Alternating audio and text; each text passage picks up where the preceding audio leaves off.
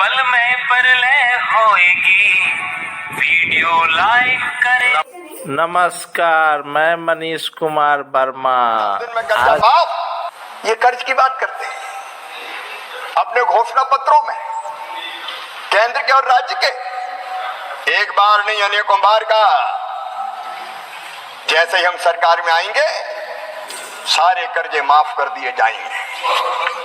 मध्य प्रदेश, छत्तीसगढ़, राजस्थान, इनके नेता गए थे, सभाओं में गिनती गिनते थे, 2 लाख तक के कर्जे माफ 10 दिन के अंदर, और बोलते थे 1 2 3 4 5 6 7 8 9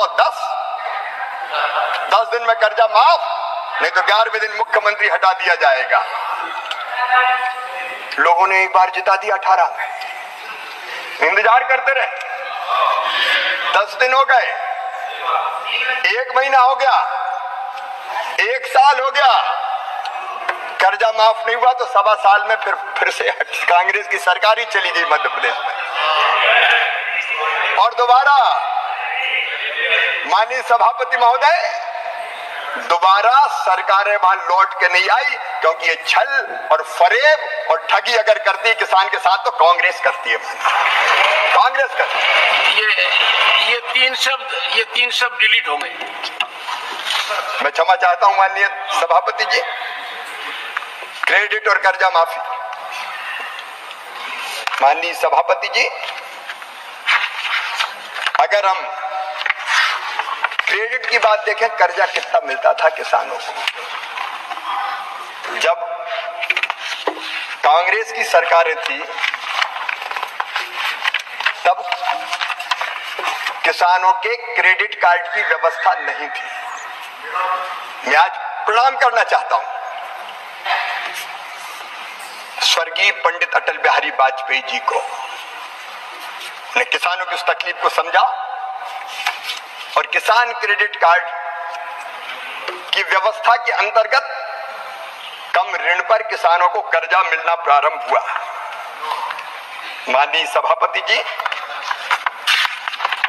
आज मुझे कहते हुए प्रसन्नता है कि हमारे छोटे किसान, जिनको ऊंची ब्याज की दरों पे साहूकार से कर्जा लेना पड़ता था और उसका भारी ब्याज चुकाना पड़ता था, आज ऐसे किसानों को क्रेडिट कार्ड के माध्यम से 7% उसमें भी समय पे चुकाए तो 3% और कम किया जाता है, केवल 4% दर पर 4% ब्याज की दरों पर कर्जा दिया जा रहा है।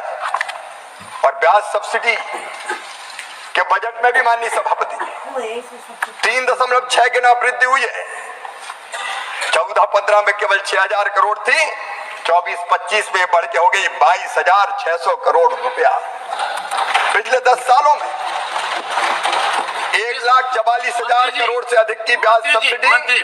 This amount is interest subsidy. Interest subsidy. और अगर क्रेडिट आप देखें तो इनकी सरकार थी तब क्रेडिट मिलती थी केवल 7 लाख करोड़ की। ये नरेंद्र मोदी जी की सरकार है 25 लाख करोड़ की क्रेडिट, 25 लाख करोड़। और अभी भी अभियान चल रहा है विकसित भारत संकल्प यात्रा में, जो छूट गए आओ, किसान क्रेडिट कार्ड बनवाओ और 3-4% ब्याज की दरों पर कर्जा ले जाओ। कब कांग्रेस के जमाने में ये होता था? माननीय सभापति जी, केवल 10 सालों में जो ब्याज की सब्सिडी है वो 1,44,000 करोड़ रुपया से ज्यादा है। एक बार छोटी मोटी कर्जा माफी हो गई तो उसके बड़े गुण गाते हैं, लेकिन इससे ज्यादा तो हम ब्याज में चुकाते हैं। ये भारतीय जनता पार्टी की, मोदी जी की सरकार। माननीय, नई बात एक है कि आप 7 लाख देते थे, हम 25 लाख करोड़ देते हैं। और किसानों की बात आप क्या जाने। माननीय फसल बीमा योजना, सभापति जी, कभी भी कांग्रेस ने फसल बीमा योजना पर ध्यान नहीं दिया। मैं जब सांसद था पहले, किसान की फसलें खराब हो जाती थी, हम गेहूं के खराब फसल के कूले तत्कालीन मुख्यमंत्री जी के पास ले जाते थे और उम्मीद करते थे कुछ राहत मिलेगी। लेकिन इनके समय ऐसी फसल बीमा योजना थी कि उसकी यूनिट हुआ करती थी तहसील। मतलब एक किसान की फसल खराब होगी, राहत नहीं मिलेगी, क्लेम नहीं मिलेगा। एक गांव की खराब होगी, क्लेम नहीं मिलेगा। 10 गांव की खराब होगी तो क्लेम नहीं मिलेगा। अगर किसी एक गांव की फसल खराब हो जाए तो भगवान से प्रार्थना करे कि पूरी तहसील की फसलें खराब हो जाए, निपट जाए, तब हमें मिलेगा। ये फसल बीमा योजना चला था, ये फसल बीमा योजना चलती थी, तहसील यूनिट होती थी।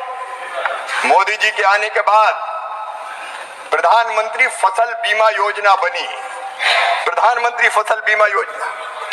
और माननीय सभापति जी, मुझे कहते हुए प्रसन्नता है, आज मैं बताना चाहता हूं, इस फसल बीमा योजना ने पूरे परिदृश्य को बदल के रख दिया है। माननीय सभापति जी, आप तुलना करके देख लीजिए, इनके समय नैस नाम की कांग्रेस की जब सरकार थी, फसल बीमा योजना चलती थी, उसमें ऋण के आवेदन थे केवल 3,51,00,000 और 23-24 में आए 8,69,00,000। जो नॉन लोनी अऋणी किसान आते ही नहीं थे, क्योंकि ये करते थे केवल किस बैंकों की कर्ज का बीमा।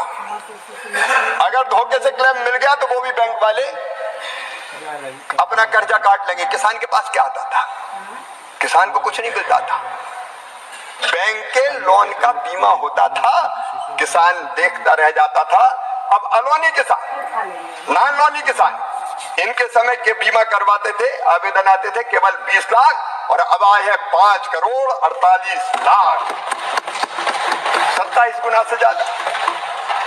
बीबी क्षेत्र, माननीय सभापति जी, अब 5,98,00,000 हेक्टेयर हो गया है और कुल बीमित राशि इनके समय 82,000 करोड़ हुआ करती थी, अब बढ़ के 2,71,295,000 हो गई है। आप फसल बीमा की आलोचना करते हैं।